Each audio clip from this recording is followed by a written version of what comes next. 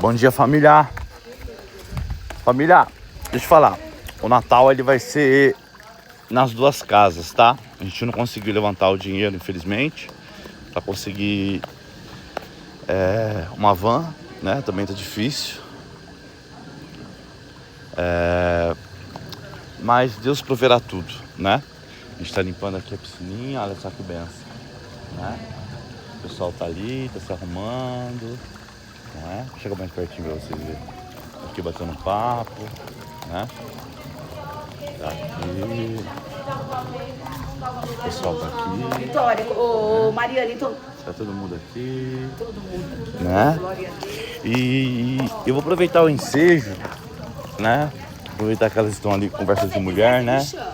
Vou fazer um vídeo aqui, né? Sobre o caminho do autoconhecimento. Isso serve pra mim, pra você, pra nós, vós, eles e elas.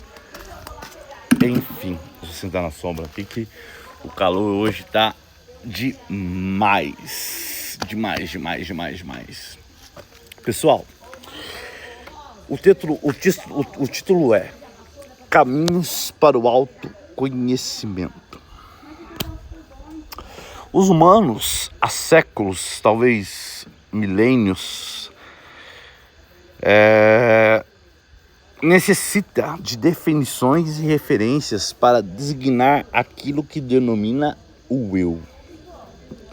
Conhecer o passado, nossa origem, nossa história, é de certa forma responder à segunda pergunta e é necessária a resposta da primeira. O que sou eu? De onde eu vim? E para onde eu vou? Essas três perguntas atormentam a mente no autoconhecimento, né? E facilita também o planejamento do futuro, para que possamos definir objetivos, para ter planos e realizar escolhas conscientes. É fundamental conhecer o próprio potencial e as próprias limitações para o bom desempenho em qualquer área, tanto em aspectos pessoais como profissionais. A primeira pergunta: quem sou eu? Permite-nos fazer certas considerações. Somos a imagem que vemos no espelho, a imagem mental que fazemos de nós mesmos ou a imagem que os outros fazem de nós. Provavelmente somos as três coisas simultaneamente. Tudo que pensamos faz parte do eu, mas existem instâncias do eu que não podem ser percebidas pelo pensamento consciente. Ou seja, eu só consigo enxergar aquilo que a minha consciência permite enxergar. Isso significa também que temos uma bagagem inconsciente, que faz parte de nós e da qual muito pouco poderá ser acessada. E o processo de autoconhecimento justamente nos possibilita que conteúdos inconscientes aflorem com mais facilidade. A associação livre tem como regra única a de falar sem censura, ou seja, a associação livre é uma abordagem na qual o indivíduo, né, ele se expressa sem medo, né, do que a pessoa vai pensar, né? Tudo que vier à mente. Muito mais que os conteúdos é considerada a forma como esses são apresentados. O mesmo fato, por exemplo, pode ser narrado das mais diversas formas, dependendo de como o sujeito sente e vive de um modo geral, especialmente aquela situação. Assim, não importa do que o paciente fale, a forma como a fala diz mostra a respeito dele, né? É dada uma atenção especial para pausas, negações, atos falhos, ou seja, troca de nomes e palavras, etc. Por meio dos quais nós, psicoterapeutas, analistas, podemos descobrir sobre o que o sujeito não quer falar. Outro caminho é a análise, cujas interpretações levam ao descobrimento de desejo, um desejo reprimido, né? Entre outros conteúdos, tampouco com o momento que ele está vivendo. É importante que a interpretação seja contextualizada, tá? Isso é uma questão gestalt, tá? Então, por isso que a gente trabalha com terapia baseada em evidência. Ou seja, o que eu quero dizer? O que serve para José não vai servir para Francisco. O que serve para Francisco não vai servir para José. E assim vai. A gente também pratica a questão da meditação, que é uma prática que permite o autoconhecimento a partir do desvendamento do algo interno. O contato íntimo consigo, resguardando-se de estímulos externos, leva a um encontro da instância do eu, que se manifesta no dia a dia. Embora seja extremamente útil, inclusive na prevenção e tratamento de doenças orgânicas, a meditação não permite que o sujeito se conheça em termos de funcionamento psíquico, ou seja, saber os porquês de agir, de tal forma e de qual forma. Isso pode ser obtido escrevendo um diário, por isso que eu falo, sempre tem um caderno em mãos, né? Então exprime-se os sentimentos e tudo o mais que vier à mente. Uma escrita em uma associação livre, sem censura, como se narrasse uma sessão, né? Ou seja, como se a pessoa ela estivesse no processo terapêutico, escrevendo, falando quem ela é, obviamente, interpretando, seria muito apropriado, é apropriado. Pois é o próprio sujeito que se analisa, que se autoanalisa, né? Agora, a segunda pergunta, de onde eu vim?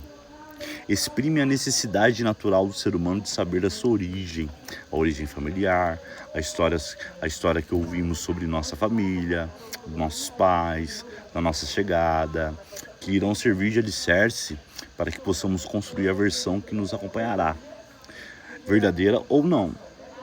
Esse é um referencial do passado, a partir do qual forma essa identidade, né? Muitas angústias, dificuldades relacionam-se à história de nossa vida e a forma com que encaramos os fatos passados mudam a perspectiva de vida.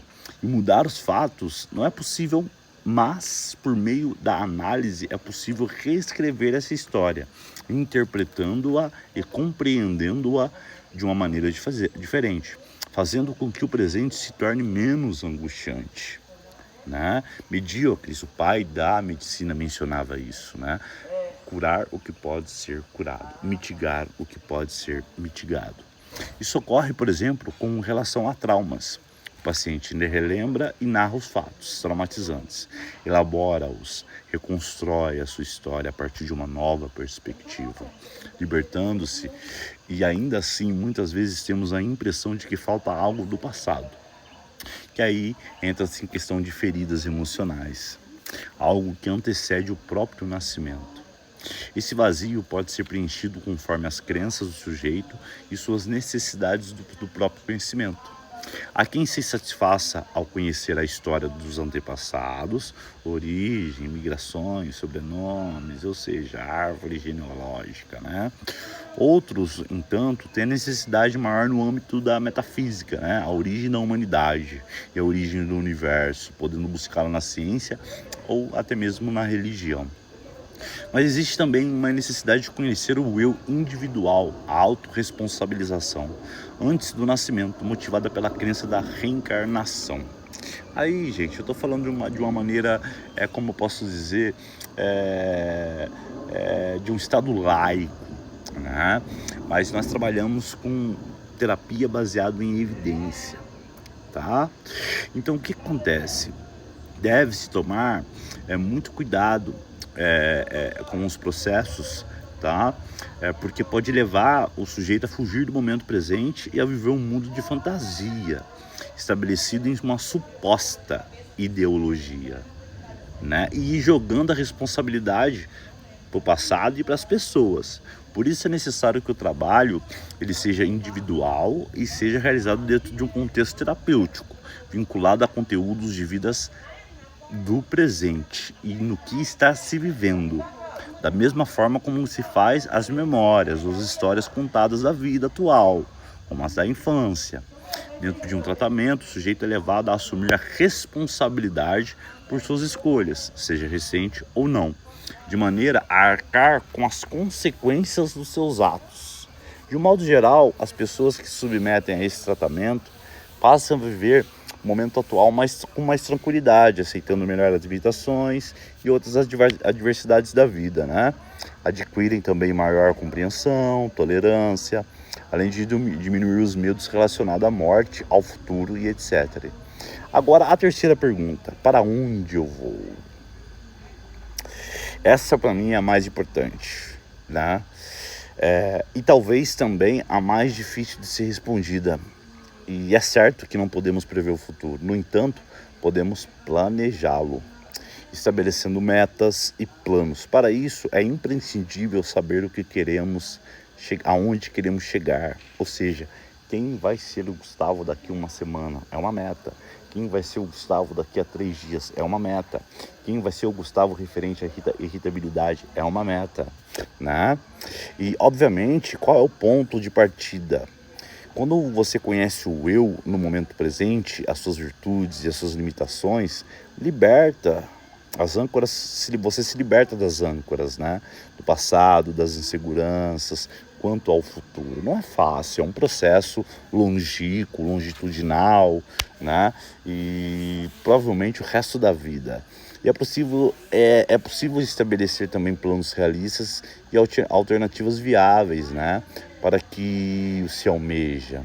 Estabelecer metas realistas dentro daquilo que é possível obter e a partir do que se tem é fundamental para evitar decepções futuras.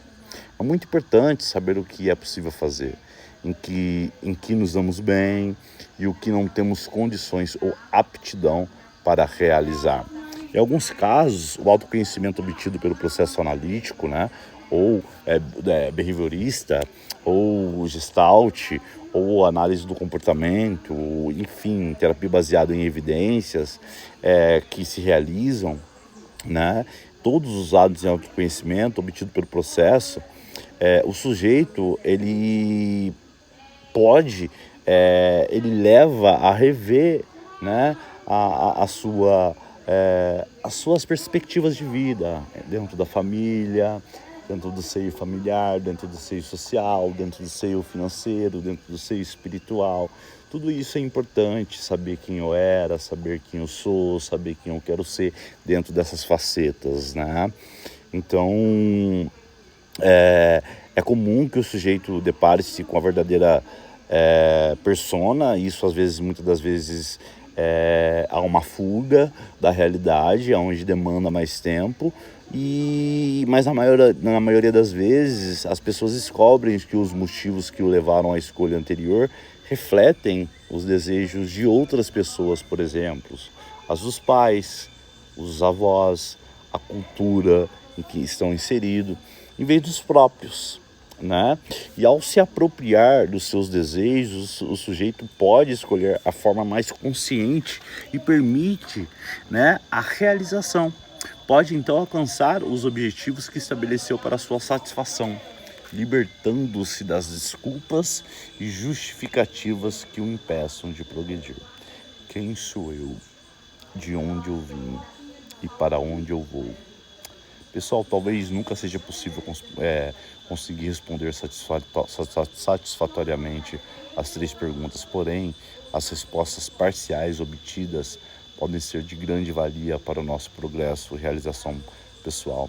Um grande homem que passou pela Terra, e sem ele nós não estaríamos aqui, ele disse assim: conhecereis a verdade e a verdade vos libertará. Um grande abraço a todos, que Deus abençoe em nome de Jesus e bora vencer. Forte, leal e sincero abraço.